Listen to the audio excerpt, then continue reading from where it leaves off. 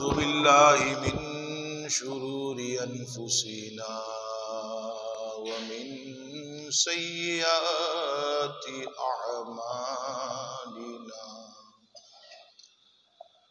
من يهده الله فلا مضل له ومن يضلله فلا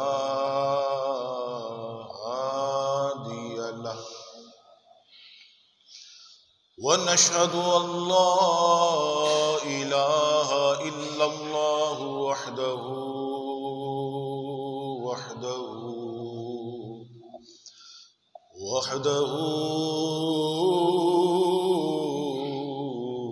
لا شريك له ونشهد أن سيدنا ومولانا محمدا عبده ورسوله أرسله بالحق بشيرا ونذيرا أما بعد فأعوذ بالله من الشيطان الرجيم بسم الله الرحمن الرحيم الذين يؤمنون بالغيب ويقيمون الصلاة ومما رزقناهم ينفقون صدق الله مولانا العظيم وبلغنا رسوله النبي الكريم ونحن على ذلك لمن الشاهدين والشاكرين والحمد لله رب العالمين.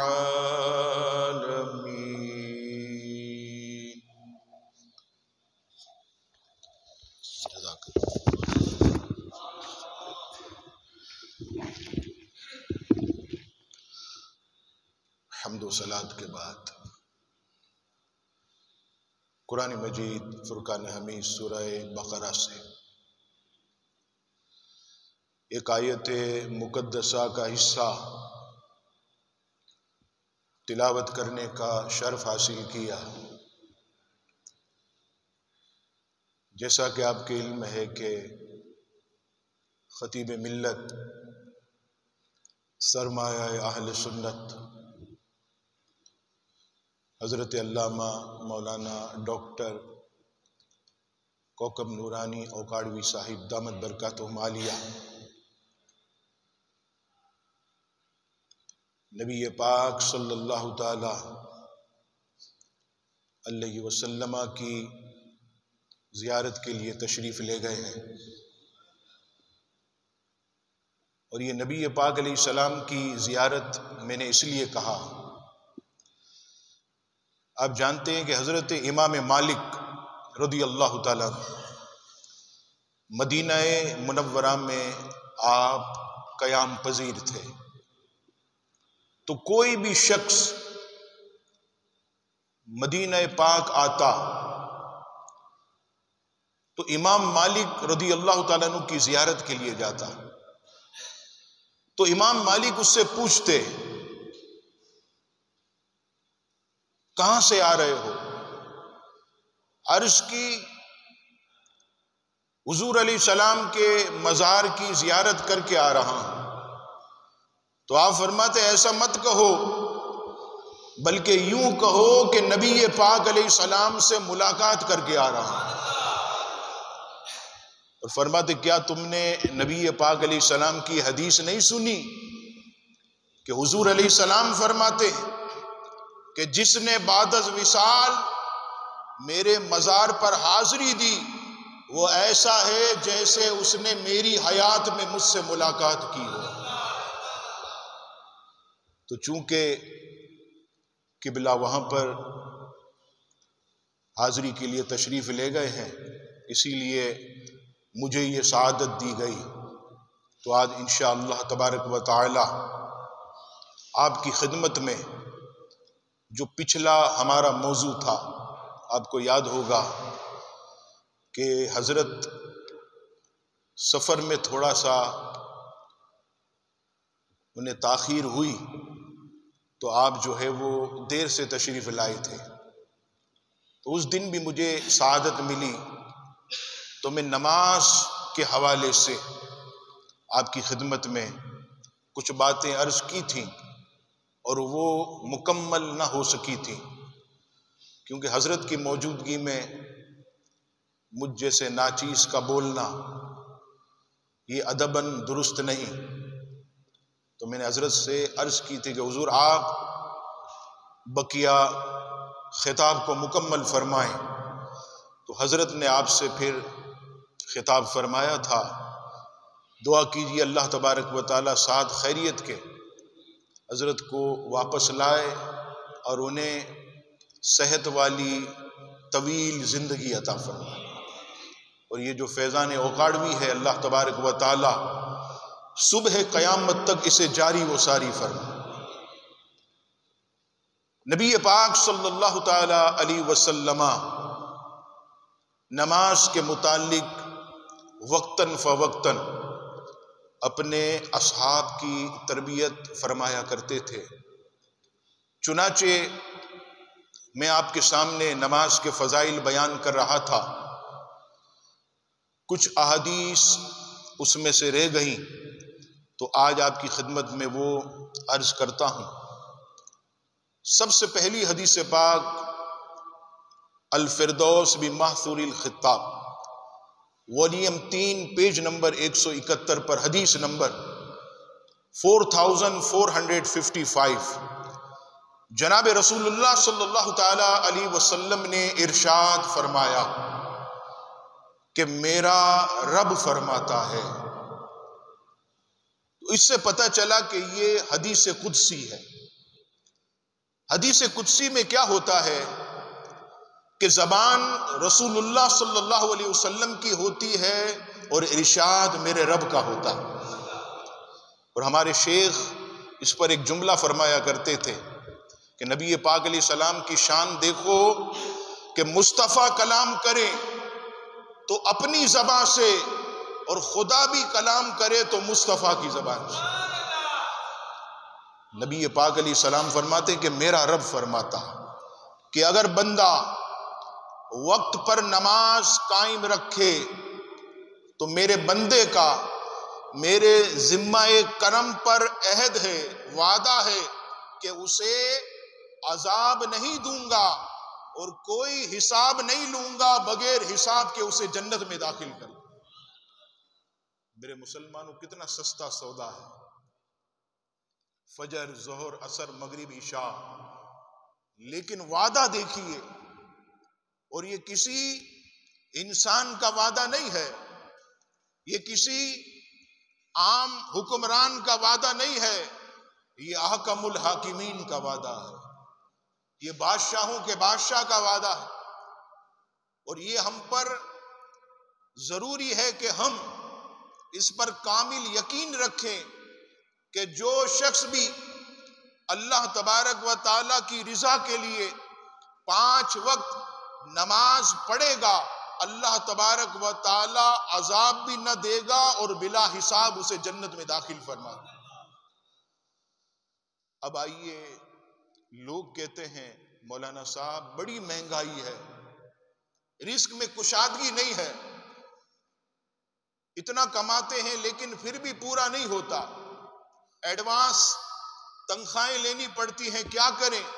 آئیے شعب الایمان کی حدیث پاک، شعب الایمان والیوم 3 حدیث نمبر 3285، حضرت سیدنا ابو ہریرہ رضی اللہ تعالیٰ فرماتے ہیں کہ مجھ سے رسول اللہ صلی اللہ تعالی علیہ وسلم نے ارشاد فرمایا، اے ابو ہریرہ اپنے گھر والوں کو نماز کا حکم دو، بے شک اللہ تبارک و تعالی تمہیں وہاں سے روزی عطا فرمائے گا جہاں تمہارا گمان بھی نہ جاتا ہو۔ اب یہ کب ہوگا؟ جب ہم خود جو ہے وہ نماز پڑھتے ہوں گے۔ اب بتائیے، اگر باپ سگریٹ پیے تو کیا اولاد کو سگریٹ پینے سے روک سکتا ہے؟ نہیں۔ اولاد کہے گی ابا تم جو ہے خود سگریٹ پیتے ہو اور ہمیں کہتے ہو نہ پیا کرو۔ ابا کہے بیٹا فلم نہیں دیکھا کرو، گناہ ہے، بری چیز ہے، اور والد صاحب خود فلم دیکھتے ہیں، بتائیے کوئی اثر نہیں ہوگا۔ اثر اس وقت ہوگا جب انسان خود جو ہے اس پر عمل کرے گا۔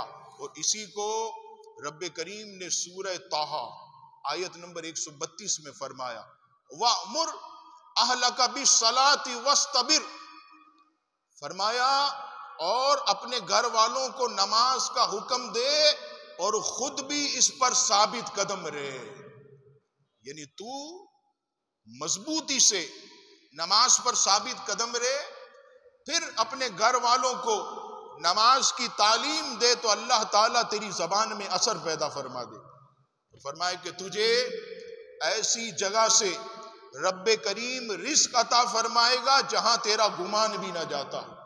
اب یہاں پر ایک حدیث پاک مجھے یاد آئی جو کہ امام بخاری رحمت اللہ تعالی ادب المفرد، امام بخاری نے ایک تو بخاری شریف لکھی جو حدیث کی کتاب، دوسری تاریخ کبیر، یہ بھی امام بخاری کی، تیسری ایک کتاب امام بخاری کی ہے ادب المفرد۔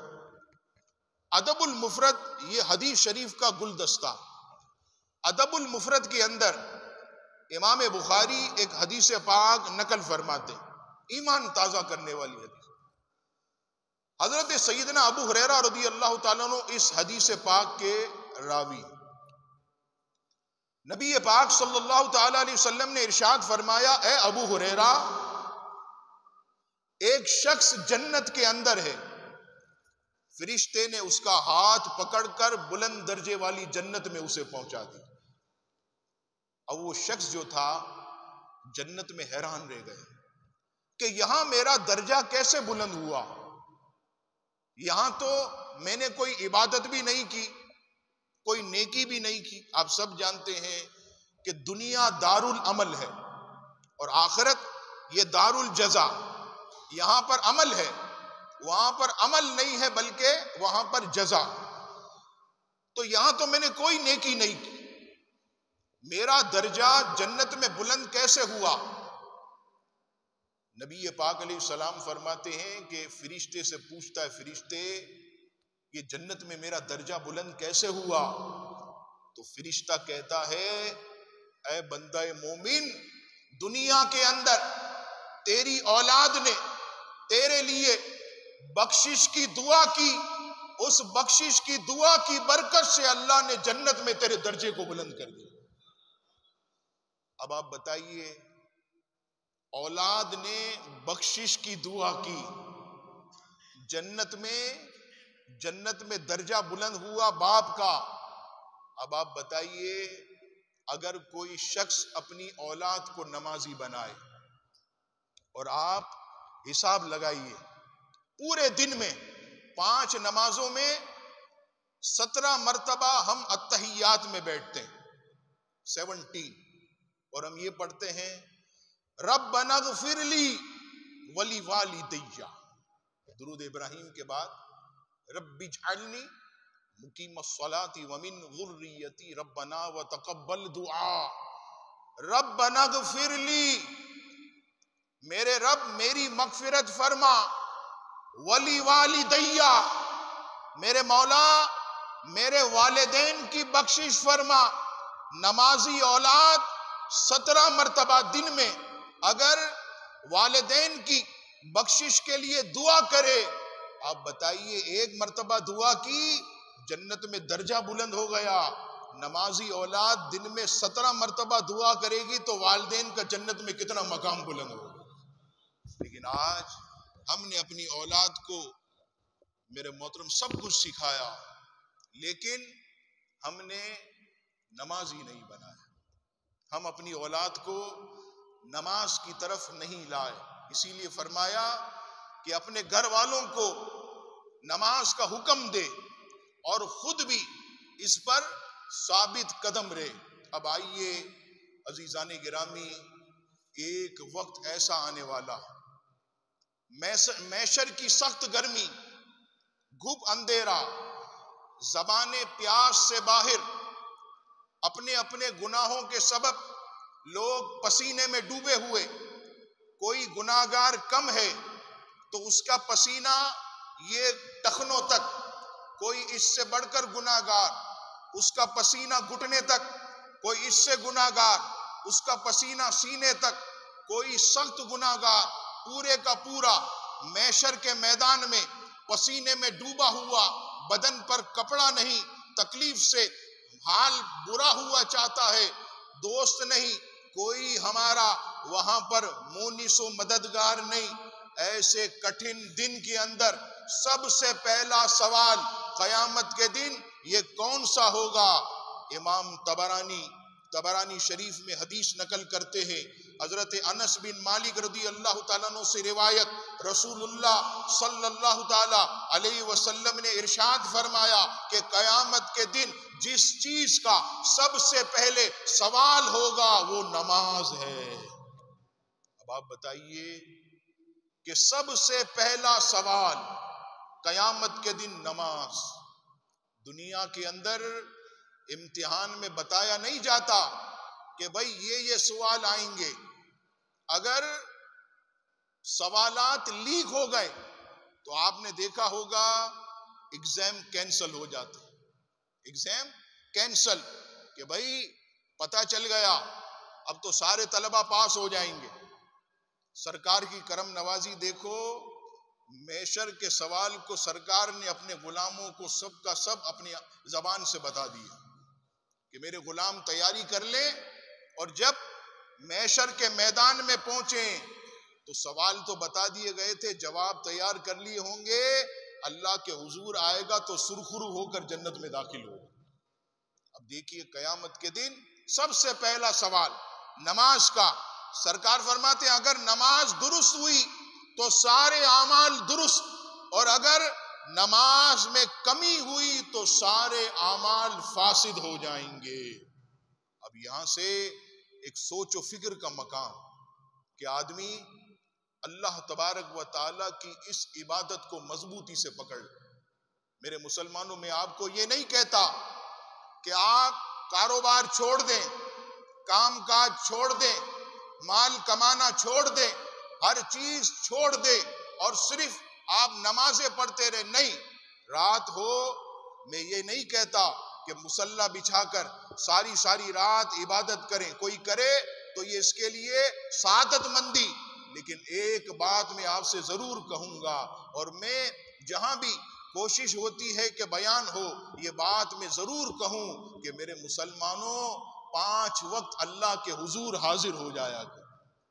یہ 5 وقت اللہ کے حضور جو حاضر ہوتا ہے، خدا کی قسم اللہ تعالیٰ دونوں جہاں میں اسے کامیاب و کامران فرما دیتا۔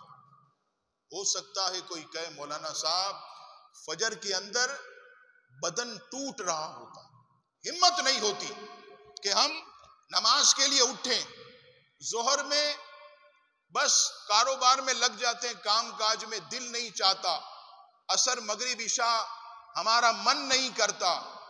ایک آپ کو روایت سناتا ہوں مکاشفۃ القلوب کی، اس کو آپ مد نظر رکھیں، خدا کی قسم آپ کو نماز سے محبت ہو جائے گی، نماز سے محبت ہو جائے گی۔ جیسے ہم مال کے لیے دوڑتے ہیں، اپنی محبوب چیز کو پانے کے لیے ہم دوڑتے ہیں، اسے حاصل کرنے کے لیے ہم دوڑتے ہیں، اسی طرح ہم نماز کو پکڑنے کے لیے بھی دوڑیں گے۔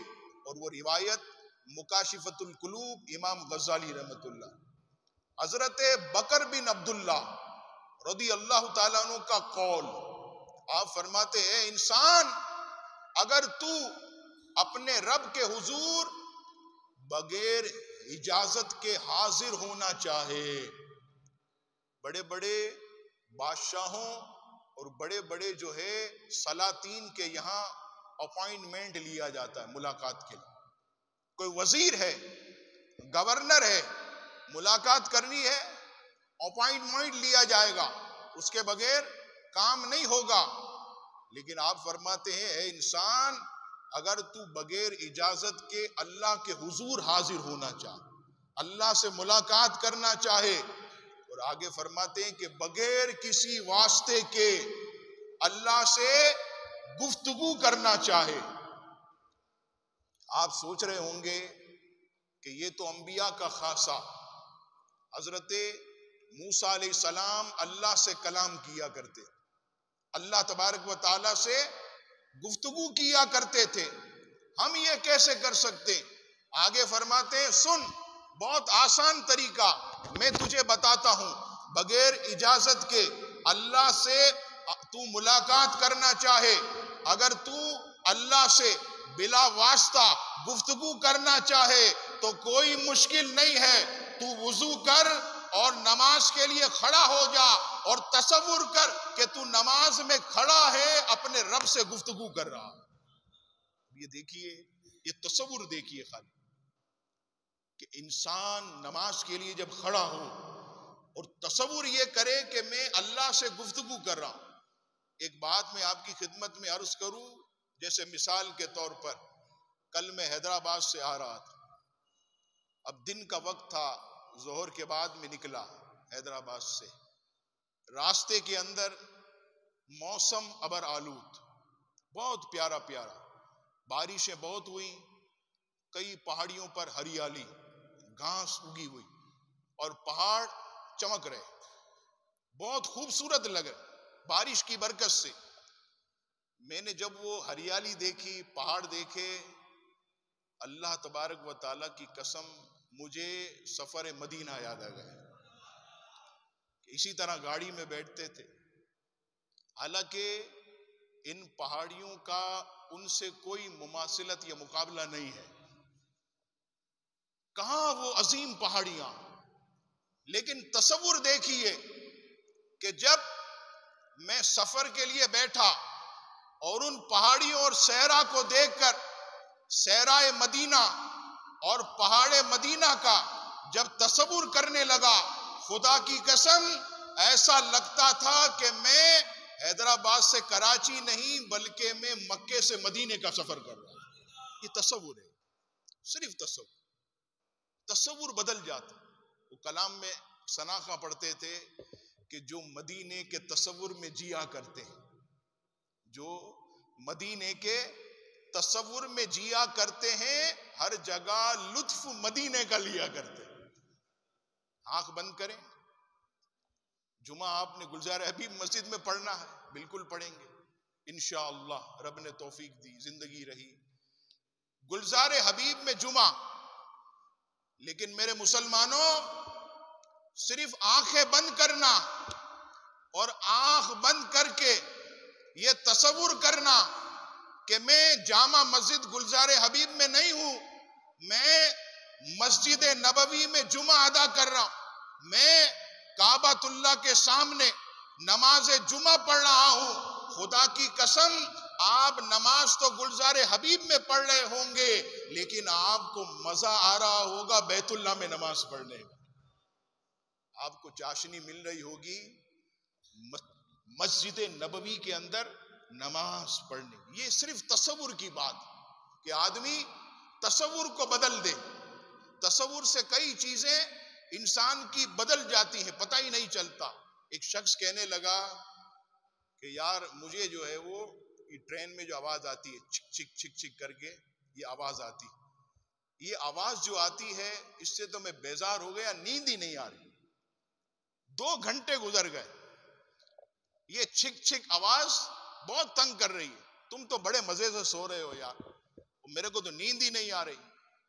وہ کہنے لگا تو تصور کر کیا کروں. بولا یہ چھک چھک نہیں ہے، اللہ اللہ اللہ یہ آواز آ. پھر دیکھنا اب کیا ہوا. وہ شخص جس کو پہلے نیند نہیں آتی تھی، اب اس نے تصور بدل دیا. آواز چھک چھک لیکن اس نے تصور کیا اللہ اللہ اللہ. ارے ایسی پیاری نیند سویا، صبح اٹھ کر اس سے کہنے لگا تم سے اچھی نیند آئی، اور ساری رات جو ہے وہ آواز اللہ اللہ ہی کی آتی رہی ہے. تصور کی بات. تو نماز پڑھنے آئے تو یہ نہیں سمجھے ارے کون وضو کرے گا، پھر یار نماز اتنی رکعتیں پڑھنی، زور کی 12 اور عصر کی 8 اور عشاء کی 17. نہیں، تصور یہ کریں کہ ارے جلدی کر، نماز پڑھنے نہیں، اللہ سے ملنے کے لیے جا رہا ہوں، اللہ سے گفتگو کرنے کے لیے جا رہا ہوں. سارا دن جو تکلیفیں اٹھائی ہیں اپنے مولا سے راز و نیاز کی باتیں کرنے کے لیے جا رہا ہوں. خدا کی قسم پھر آپ کا یہ عالم ہوگا کہ آپ نماز کا انتظار کر رہے ہوں گے اور اللہ تبارک و تعالی آپ کو نماز میں چاشنی اور مٹھاس عطا فرمائے. یہ چیز ہے تصور.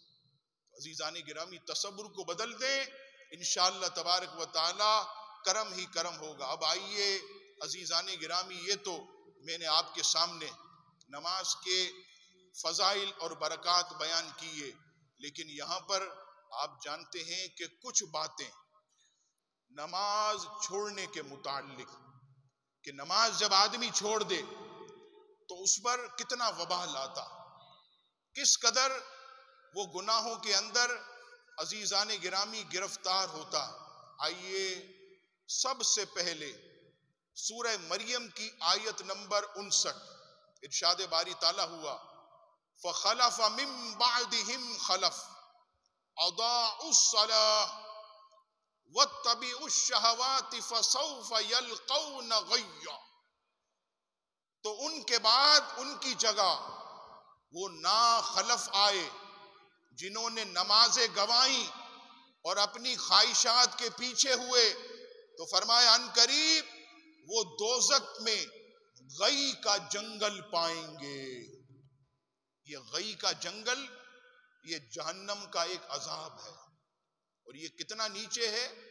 حدیث شریف میں آیا کہ اگر کوئی وزنی پتھر، وزنی چٹان، آپ دیکھیے جتنا وزنی پتھر ہوگا اتنا جلدی نیچے آئے، تو فرمایا کہ جہنم کے کنارے سے اگر کوئی وزنی پتھر اوپر سے پھینکا جائے تو 50 سال کے بعد گئی کی تہ میں پہنچتا ہے.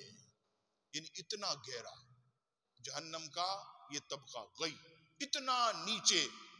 یہ جہنم کے نیچے کنواں ہے، اس کے اندر جہنمیوں کی پیپ جاتی ہے. یہ جو جتنے جہنمی جلیں گے ان کی جو پیپ ہے، پیپ، آپ نے دیکھا جب ہمارا زخم بہت زیادہ سڑ جائے تو اس کے اندر سے پیلے رنگ کا ایک گندا مواد نکلتا ہے جسے پیپ کہتے ہیں. حدیث شریف میں آیا کہ جہنمیوں کی پیپ جو ہے یہ غی کے اندر جمع ہوتی ہے، اور اسے کون پیے گا؟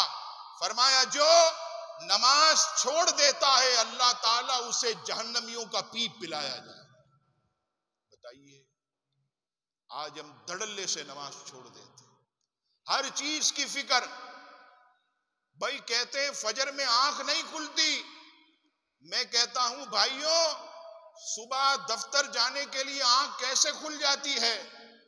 تمہاری فلائٹ ہو تو آنکھ کیسے کھل جاتی ہے؟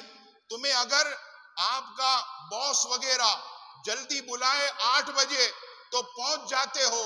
بچوں کی اسکول کے لیے تمہاری آنکھ کھل جاتی ہے، تمہاری فلائٹ ہو آنکھ کھل جاتی ہے، تمہاری ٹرین ہو آنکھ کھل جاتی ہے، تمہاری بس ہو وہ آنکھ کھل جاتی ہے، تمہارا کسی سے ملنا ہو آنکھ کھل جاتی ہے. لیکن کیا وجہ ہے کہ نماز کے لیے آنکھ نہیں کھلتی؟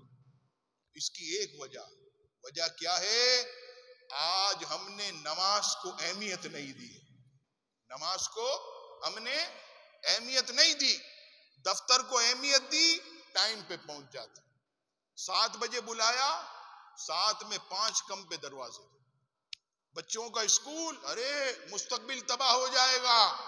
ارے ظالم سوچ، بچوں کے مستقبل کی تو فکر ہے لیکن اپنی آخرت کی فکر نہیں. یہی حال ہے. 6 بج کر کے غالباً 8 یا 9 منٹ پر فجر کا وقت ختم ہوتا. 6:08 یا 9 منٹ پر فجر کا وقت ختم ہوتا.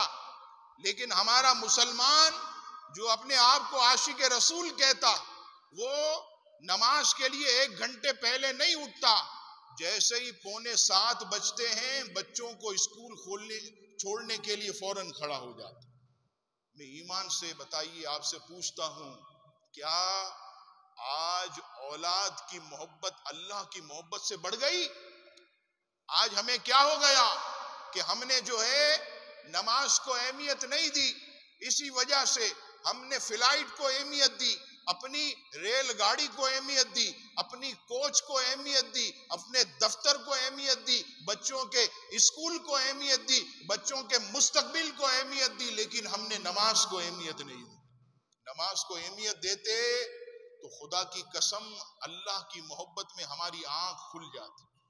آج ہم نماز سے اسی لیے دور. آپ دیکھیے کہ اتنی بڑی آبادی، 80 ہزار 50 ہزار لوگ رہنے والے، لیکن فجر کے اندر کتنے لوگ؟ صرف 25 سے 30 آدمی، کہیں 40 آدمی. بتائیے یہ سارے لوگ کہاں چلے گئے؟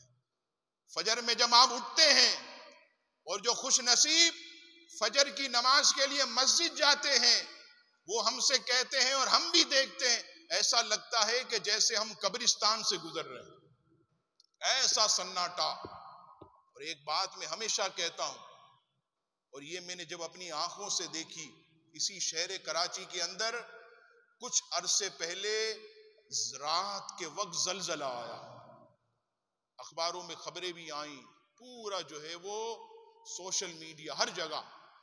اب زلزلہ آیا رات کے 3 بجے. جیسے ہی زلزلہ آیا سارے کراچی کے لوگ زلزلے کے ڈر سے کہ کہیں موت نہ آ جائے، سب کے سب اپنے گھروں کو چھوڑ کر نیچے گلیوں اور سڑکوں پر آ گئے. کوئی اس سڑک پر بیٹھا ہے، کوئی اس گلی میں بیٹھا ہے، لوگ باہر بیٹھے لائن سے. اب کتنے بجے؟ ٹھیک 4:30 بجے یہ اعلان ہوا کہ بھائی زلزلہ ٹل گیا ہے، اب فکر کی ضرورت نہیں ہے، پریشان نہ ہو. اب دیکھیے 4:30 بجے یہ اعلان ہوا، 5 بجے فجر کا وقت شروع ہوتا. یہ بے حس قوم، اس کا آپ کیا کہیں گے کہ 4:30 بجے تک زلزلے کے ڈر سے سڑکوں پر بیٹھی رہی، آدھا گھنٹہ اور ٹھہر کر فجر نہیں پڑی، 4:30 بجے گھر جا کر کے سو گئے. اب آپ بتائیے، لوگ ہم سے پوچھتے ہیں مولانا صاحب اتنی بارشیں، اتنا نقصان، اتنی مہنگائی، اتنی لوڈ شیڈنگ، اتنے بجلی کے خطرناک بل، اتنی مصیبتیں، اتنی بیماریاں، اتنی وبائیں، یہ سارے ظالم حکمران یہ مولانا کہاں سے آ گئے؟ میں کہتا ہوں ان کا تو قصور ہے، لیکن جب تک یہ قوم نہیں سدھرے گی اس وقت تک کبھی بھی جو ہے وہ عاشق رسول حکمران نہیں آئیں گے. میرے مسلمانوں میں آپ سے پوچھتا ہوں، مہنگائی بڑی ہے یا نہیں بڑی؟ لوڈ شیڈنگ بڑی ہے یا نہیں بڑی؟ ظالم حکمرانوں کی سرکشی بڑی ہے یا نہیں بڑی؟ سیکیورٹی لوگوں کی آپ دیکھیے کہ بدماشی بڑی ہے یا نہیں بڑی؟ مصیبتیں پریشانیاں بڑی؟ بالکل بڑی، ہر چیز بڑی. اب آپ سے میں پوچھتا ہوں، کیا نمازی بڑھے؟ فجر میں لوگ بڑھے، ظہر میں نمازی بڑھے، عصر میں نمازی بڑھے، مغرب میں بڑھے، عشاء میں بڑھے؟ کیوں؟ جب ہر چیز بڑی، نمازی کیوں نہیں بڑھ رہا؟ نمازی کہاں ہے؟ یاد رکھنا، بہت بہترین بات کسی نے کہ کھڑے ہو کر نہیں پڑھ سکتے تو بیٹھ کر نماز پڑھنا یہ فرض ہے. بیٹھ کر نہیں پڑھ سکتے تو لیٹ کر اشاروں کے ساتھ نماز فرض ہے. اگر کوئی آنکھوں سے نابینا پھر بھی نماز فرض ہے. اگر کوئی ہاتھوں سے معذور تو بھی نماز فرض ہے. کوئی اگر پاؤں کٹے ہوئے تو بھی نماز فرض ہے، کانوں سے نہیں سنتا تو بھی نماز فرض ہے، زبان سے نہیں بول سکتا تو بھی نماز فرض ہے، نماز ہر حالت میں فرض ہے، نماز معاف ہے تو صرف نابالغ اور پاگل کو معاف ہے، باقی ہر شخص نے نماز پڑھنی ہے۔ عورت صرف اپنے ایام میں نماز چھوڑے گی، باقی یہ بہانہ نہیں کر سکتی کہ بچے روتے گھر میں کام بہت ہے، نہیں میری بہنوں بیٹیوں، کام کاج اپنی جگہ، بچوں کی دیکھ بھال اپنی جگہ، لیکن نماز اپنی جگہ۔ اے میری بہن بیٹیوں، کیا تم نے نہیں دیکھا کہ حضرت بابا فرید الدین گنج شکر کی ماں اپنے بیٹے کو نمازی بنانے کے لیے مصلی کے نیچے شکر رکھتی تھی؟ کیوں؟ کہ چھوٹی عمر سے میرا بیٹا نمازی بنے، اور پھر عالم یہ ہو گیا کہ بابا فرید رحمت اللہ علیہ کی والدہ کی تربیت ایسی ہوئی کہ حضرت بابا فرید نے اللہ اکبر جوان ہو کر آخری وقت میں خدا کی قسم لاکھوں لوگوں کو نمازی بنا دیا، لاکھوں لوگوں کو اللہ سے ملا دیا۔ یہ کیا ہے؟ یہ ماں کی تربیت ہے۔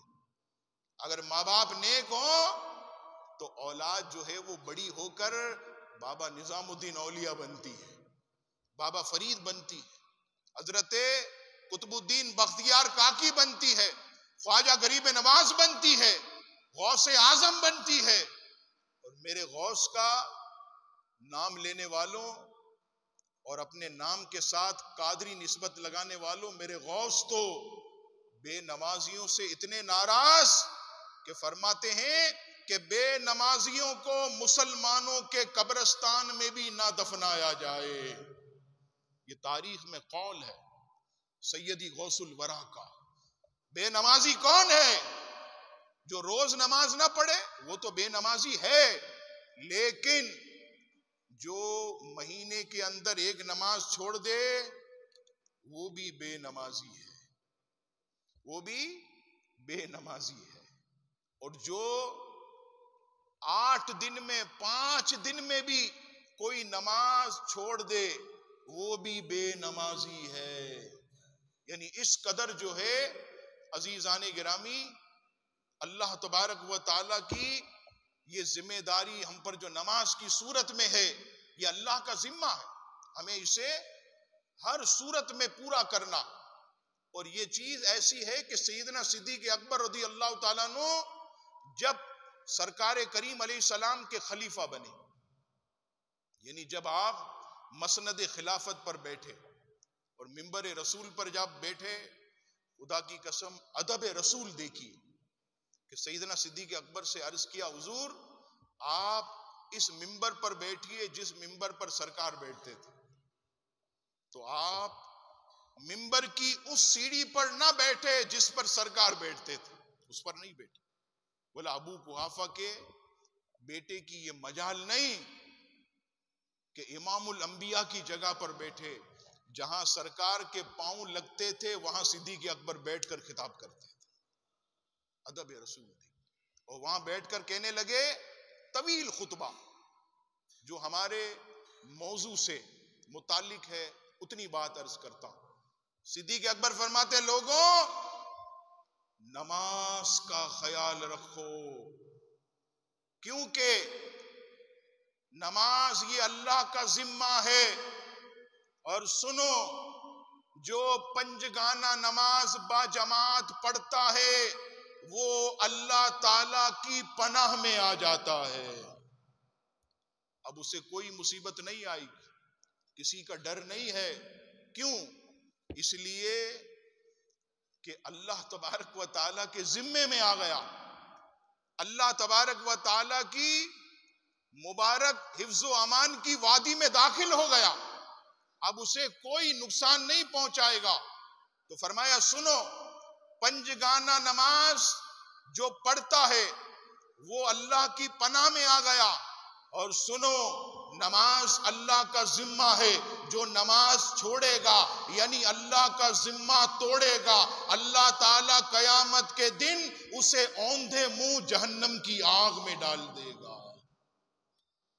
آج بتائیے، گرم پتیلی پر انگلی لگ جائے تو چیخ نکل جاتی، کوئی سگریٹ پی رہا ہو جلتی سگریٹ پھینک دے تو ہمارا عزیزان گرامی جسم جلنا شروع ہو جاتا۔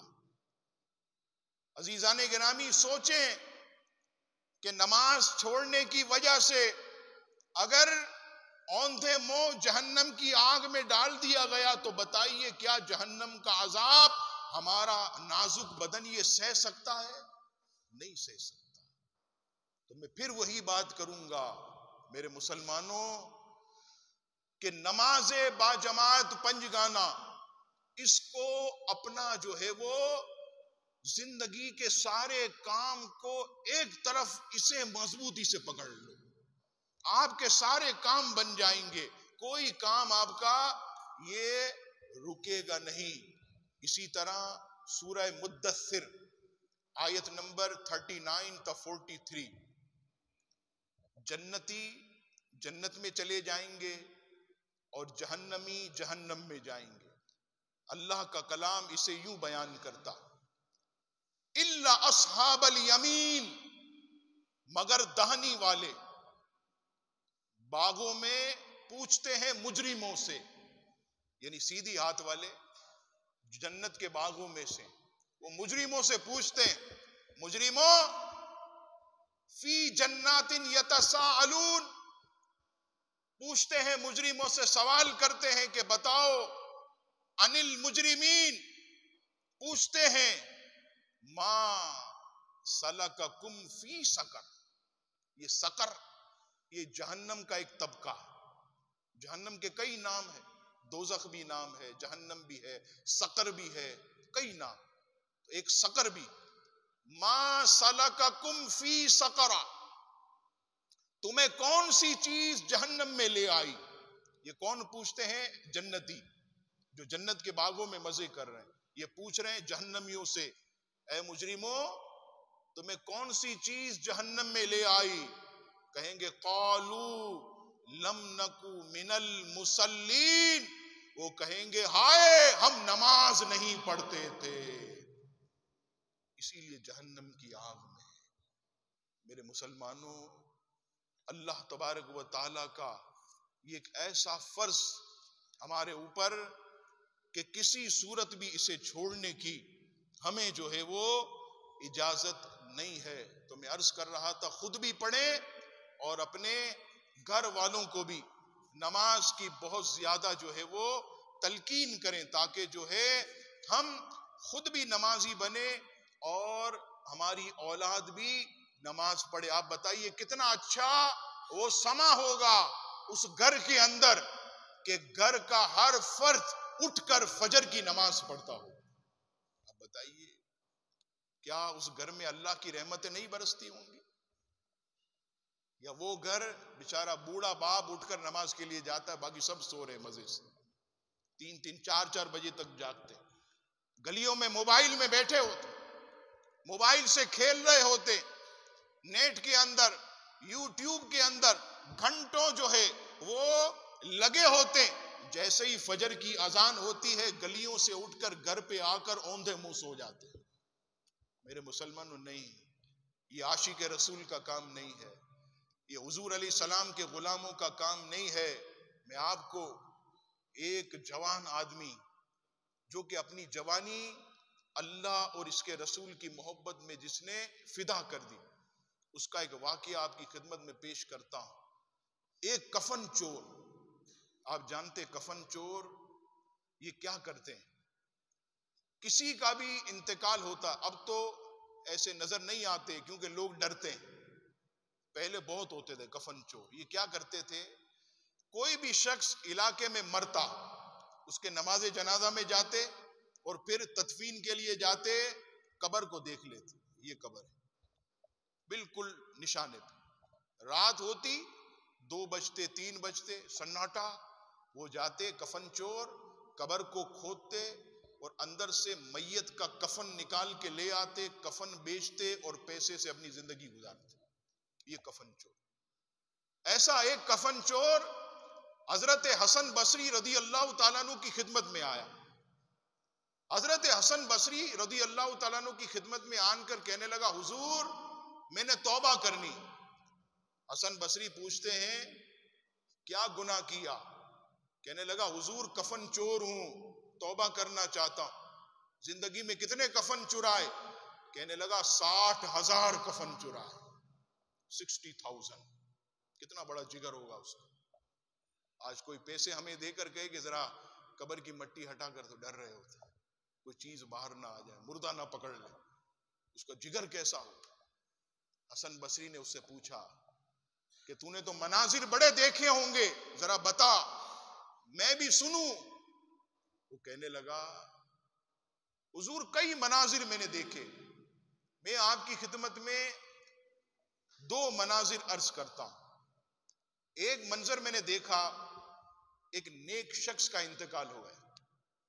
میں اس کے نماز جنازہ میں شامل ہو گیا اور نماز جنازہ کے بعد تدفین کے لیے چلا گیا. یہاں پر ایک حدیث پاک آپ کی خدمت میں عرض کروں، ایمان تازہ ہو جائے. حدیث پاک حضور علیہ الصلوۃ والسلام فرماتے ہیں کہ بندہ مومن، یا آپ نے دیکھا ہوگا نیک لوگوں کے جنازے میں اتنی کثرت کیوں ہوتی. فرمایا کہ بندہ مومن، نیک مسلمان جب دنیا سے جاتا ہے تو اللہ تعالی انتقال کے بعد اسے سب سے پہلا تحفہ یہ دیتا ہے کہ اس کے جنازے میں جتنے لوگوں نے شرکت کی ہوتی ہے اللہ تعالیٰ سب کی بخشش کر دیتا ہے. یہ پہلا تحفہ حدیث پاک. اسی لیے نیک لوگوں کے جنازے میں کثرت ہو. اب وہ نیک تھا، کہنے لگا حسن بصری سے حضور تدفین کے لیے میں پہنچ گیا، قبر میں نے ٹارگٹ کر لی، یہی ہے رات کو ادھر کاروائی کرنی. اب جیسے ہی رات ہوئی اندھیرا چھا گیا، میں گیا، میں نے قبر کی مٹی ہٹائی اور جیسے ہی اس کا کفن کھینچنا چاہا، ارے اس نیک آدمی نے میرا ہاتھ پکڑ لیا. ایسے ہاتھ پکڑ لیا اور ہاتھ پکڑ کر کہنے لگا جنتی ہو کر جنتی کا کفن چراتا ہے. میں کہنے لگا آپ تو جنتی ہوں گے، ساری زندگی نیکیوں میں گزاری، میں کفن چور، اب میں کب سے جنتی ہو گیا؟ تو کہنے لگا تم نے میری نماز جنازہ پڑھی تھی؟ کہاں پڑھی تھی؟ کہا جتنے لوگوں نے آج میری نماز جنازہ پڑھی رب کریم نے سب کی بخشش ہو مغفرت کی. تو بھی تھا، تیری بھی بخشش ہو گئی، تو بھی جنتی ہو گیا، جنتی ہو کر جنتی کا کفن چراتا ہے. ایک تو منظر یہ. دوسرا منظر، ہمارے یہاں ایک شخص کا انتقال ہوا، میں پہنچ گیا نماز جنازہ. نماز جنازہ کے بعد تدفین میں بھی پہنچا، قبر میں نے دیکھ لی، ٹارگٹ کر لیا یہ ہے رات کو ادھر کاروائی کرنی. جیسے ہی رات ہوئی اندھیرا چھایا، میں پہنچ گیا اور پہنچنے کے بعد میں نے جو ہے جیسے ہی قبر کی مٹی ہٹائی حیران ہو گیا کہ قبر کے اندر جو ہے کچھ بھی نہیں ہے، میت غائب. میں سوچنے لگا کہ قبر تو یہی ہے، یہ میت غائب کیسے ہو گئی؟ میں تو نہیں بھولا، ٹارگٹ پکا، نشانہ خطا نہیں ہوتا. اب کہ میں ہمت کر کے قبر کے اندر اتر گیا. ہمت دیکھیا، جیسے ہی قبر کے اندر اترا خدا کی قسم حیران ہو گیا، قبر جو ہے تا حد نگاہ وسیع ہے، ایسے کھلی ہوئی. جیسے ہی آگے بڑھا، آگے سے خوشبودار ٹھنڈی ٹھنڈی ہوائیں آنے لگی. ارے مجھے تو بہت مزہ آ گیا اور آگے چلتا گیا. آگے دیکھا بہترین قسم کی ہریالی، ٹھنڈی ٹھنڈی ہوائیں، بڑھتا رہا اور آگے جا کر میں نے کیا دیکھا، ایک خوبصورت تخت بچھا ہوا اور اس تخت پر بہترین قسم کی مسند، چاروں طرف نوکر چاکر خدمت گزار خدمت کر رہے ہیں اور اس تخت کے اوپر بہترین کرسی پر وہی شخص بیٹھا ہوا ہے جس کا انتقال ہوا تھا.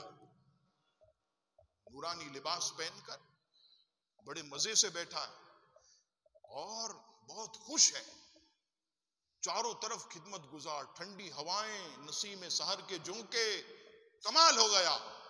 یہ کہنے لگا، میں نے پوچھا نوجوان ابھی تو تیرے انتقال کو ایک دن نہیں ہوا، بتا تو صحیح کون سا عمل کرتا تھا کہ اللہ تعالیٰ نے تیری قبر کو جنت کا باغ بنا دیا؟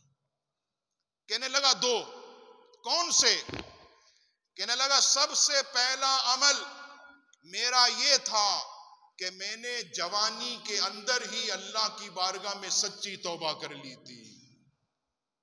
میرے نوجوانوں، یہ جوانی کی توبہ میرے اللہ کو بہت پسند ہے۔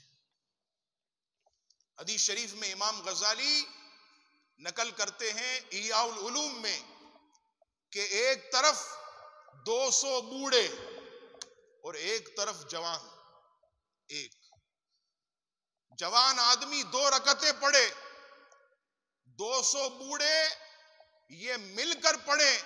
فرمایا یہ 200 بوڑھے اس جوان کی 2 رکعتوں کے اجر کے برابر نہیں پہنچ سکتے، کیونکہ یہ جوانی اس کو کہتے ہیں یہ دیوانی ہوتی، خواہشات، اندر جو ہے نفس جو کہ گناہوں کی طرف بڑھاتا ہے۔ سیدی اعلی حضرت امام اہل سنت رحمت اللہ علیہ جوانی کے بارے میں لکھتے ہیں 30 ایئرز، 30 سال، اور زیادہ 40، اور زیادہ 40۔ جب میں جوان آدمی تھا تو بڑی کتابیں میں لکھا کرتا تھا، اور الحمدللہ شروع سے کوئی بھی نئی کتاب آتی تو میں علامہ صاحب کی خدمت میں پہلے پیش کرتا، خوش ہوتے تھے، دعائیں دیتے۔ علامہ صاحب یہ کہتے تھے کہ میرا کام بھی مولانا بولنا نہیں ہے، یہ تو قوم نے مجھے لگا دیا، ورنہ میرا جو شغل ہے وہ لکھنا ہے۔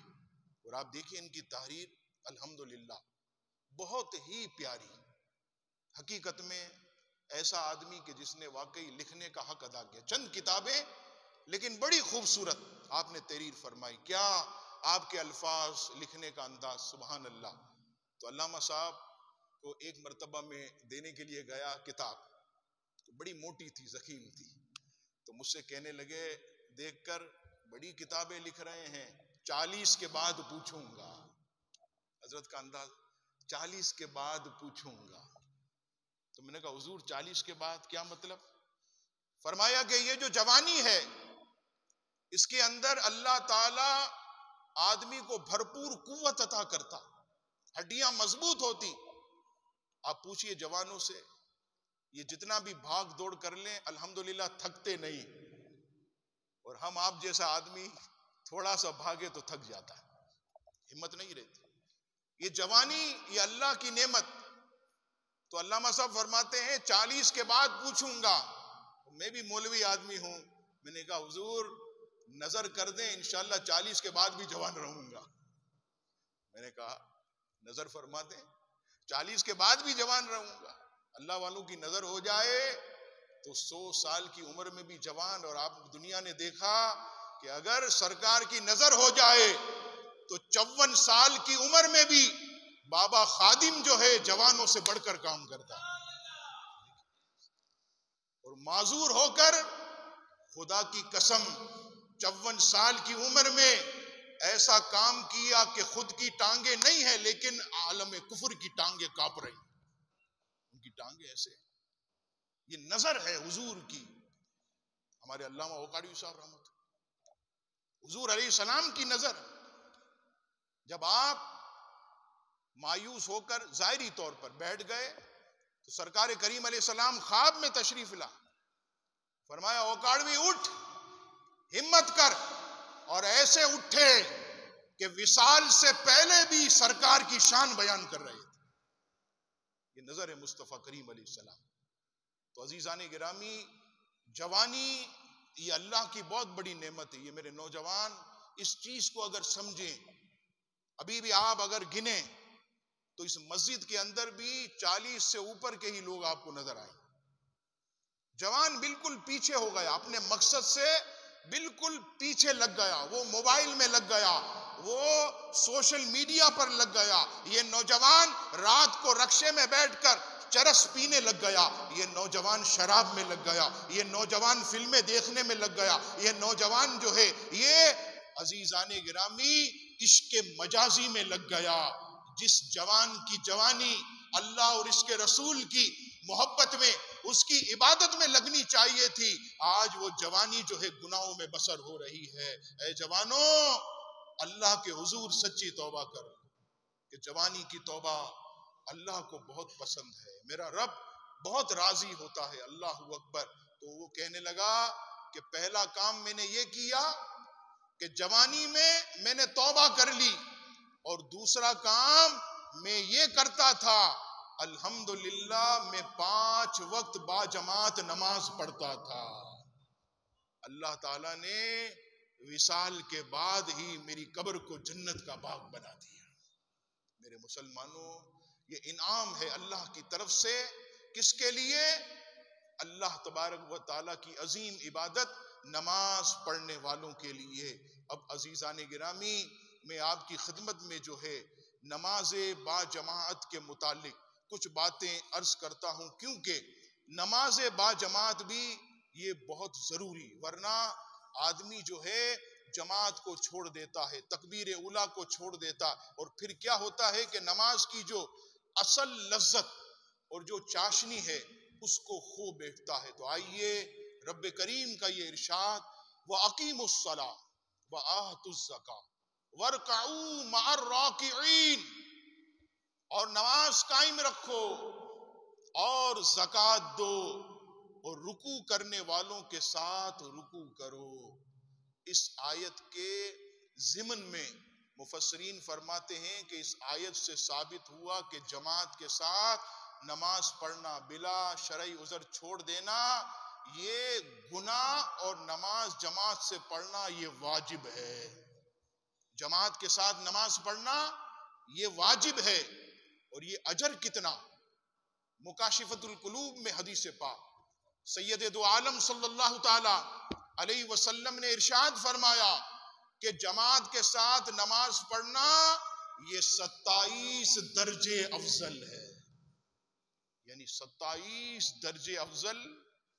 ایک شخص نے بغیر جماعت پڑھی تو اس کو 1 درجہ ملا، اور جس نے با جماعت پڑھی تو اللہ تعالیٰ نے اسے 27 درجے بلندی عطا فرمائے۔ اور اسی مکاشفۃ القلوب میں اب آپ دیکھیے، جماعت کے ساتھ جب ہم نماز پڑھتے ہیں تو سستی نہیں ہوتی، صفوں میں کھڑے ہو جاتے ہیں، ایک قوت ہمت آ جاتی۔ اور اس میں ایک اور بھی آپ دیکھیے کہ سب سے بہتر چیز، آپ کی بات نہیں کر رہا، آپ تو نیک لوگ ہیں، میں گناہگار آدمی، میری نماز بھی ایسی، نہ جانے کوئی غلطی خطا ہو جائے، لیکن میرے جیسا آدمی بھی اگر جماعت سے نماز پڑھے، جس کی ٹوٹی پھوٹی نماز ہو، تو میرے اللہ سے مجھے یقین ہے کہ جو میرے ساتھ نماز پڑھ رہے ہیں ان کی نماز کے صدقے اللہ تعالیٰ مجھ گنہگار کی نماز کو بھی قبول فرما لے گا۔ یہ جماعت کے اندر کوالٹی، کہ کوئی تو ایسا ہوگا اس مسجد میں یا جماعت میں جس کا سجدہ اللہ کو مقبول ہوگا، کوئی تو ایسا ہوگا جس کا رکوع اللہ کو مقبول ہوگا، اس پیارے بندے کے صدقے اللہ تعالیٰ سب کے رکوع اور سجدوں کو قبول فرما لیتا ہے۔ یہ سب سے پہلا فائدہ۔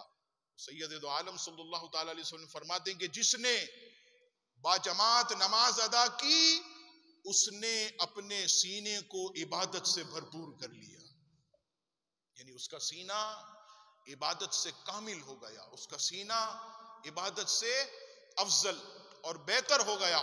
تو فرمایا نبی پاک علیہ السلام نے کہ جماعت پڑھتے رہو۔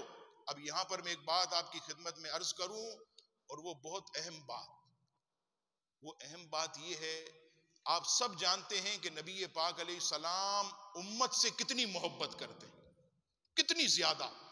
دنیا میں کوئی ایسا نبی نہیں کہ جو اپنی امت سے اتنی محبت کرتا ہو، کوئی ایسا نبی۔ انبیاء اپنی امت سے محبت کرتے ہیں، لیکن جتنا حضور علیہ السلام اپنی امت سے محبت کرتے ہیں اتنی محبت نہیں کرتے۔ ہر لمحے اپنی امت کے لیے بخشش کی دعا، ہر لمحے اپنی امت کے لیے رحمت کی دعائیں، سلامتی کی دعائیں. بتائیے اتنی محبت کون کرتا ہے؟ ہمارے محسن اہل سنت. اللہ یا رسول، ہمارے محسن اہل سنت حضرت قبلہ حاجی حنیف طیب صاحب دامت برکاتہم عالیہ تشریف لائے. میں ان کو خوش آمدید پیش کرتا ہوں. دعا کرتا ہوں رب کریم ان کی تمام تکالیف کو دور فرمائے. جب تک زندگی مقدر ہے میرے مولا صحت اور عافیت عطا فرمائے. اتنی محبت. لیکن آپ یہ حدیث پاک میں نے بھی پڑھی تو میں کانپ گیا. امتی کے پاؤں میں کانٹا چبھ جائے تو محبوب علیہ السلام کو قبر انور میں تکلیف ہوتی ہے. اتنی محبت. لیکن حدیث پاک سنیے، نبی پاک علیہ السلام فرماتے میرے صحابہ میرا دل چاہتا ہے کہ میں اپنے مصلی پر کسی اور کو کھڑا کروں، اور کھڑا کرنے کے بعد میں نوجوانوں کو جمع کروں اور کہوں لکڑیاں جمع کرو، اور جو لوگ مسجد کو چھوڑ کر گھروں میں نماز پڑھتے ہیں ان کے گھروں کو آگ لگا دوں. بتائیے جلال کیسا. آج ہم یہ تو کہتے ہیں کہ نبی پاک علیہ السلام ہمیں محشر میں یوں چھڑا لیں گے، یوں بے شک چھڑائیں گے، شفاعت یہ حق ہے. لیکن اگر سرکار کریم علیہ السلام نے یہ پوچھ لیا کہ بتا، اپنے آپ کو ہمارا عاشق کہتا تھا، جھوم جھوم کر یہ پڑھتا تھا کہ میرا تو سب کچھ آپ پر قربان یا رسول اللہ. اب آپ بتائیے کہ نماز کے اندر کہاں ہوتا تھا؟ نماز میں کہاں ہوتا تھا؟ ہم کیا جواب دیں گے نبی پاک علیہ الصلوۃ والسلام کو؟ تو میرے بھائیوں نماز با جماعت یہ ضروری. اور دوسری حدیث پاک اسے بھی پڑھ کر عزیزان گرامی میرا دل کانپ اٹھا. اور وہ حدیث پاک کیا ہے؟ رسول اللہ صلی اللہ تعالی علیہ وسلم نے ارشاد فرمایا کہ منافق پر فجر اور عشاء بڑی بھاری ہے. کس پر؟ منافق. آپ ایمان سے بتائیے گا ہماری مسجدوں میں فجر اور عشاء میں کتنی کم تعداد ہوتی ہے؟ ہماری نمازوں میں فجر اور عشاء میں مسجدیں کتنی خالی ہوتی ہیں؟ تو یہ ڈر اور خوف ہے. اور آپ جواب دیں کیا ایسا تو نہیں ہے کہ ہم منافق ہو گئے ہوں؟ خالی زبانی ہماری زبان پر یہ سب چیزیں، لیکن دل کے اندر کہیں ہمارے نفاق تو نہیں آ گیا کہ ہم کو فجر میں اتنی سستی، عشاء میں اتنی سستی، نماز اتنی بھاری ہم پر کیوں؟ کہیں ہمارے اندر نفاق نے تو جنم نہیں لے لیا؟ تو میرے مسلمانوں غور کرو نبی پاک علیہ الصلوۃ والسلام کے اس ارشاد پر. اور فرمایا سنو، اگر تمہیں یہ پتا چل جائے کہ فجر اور عشاء کی نماز میں اللہ نے کتنا اجر رکھا ہے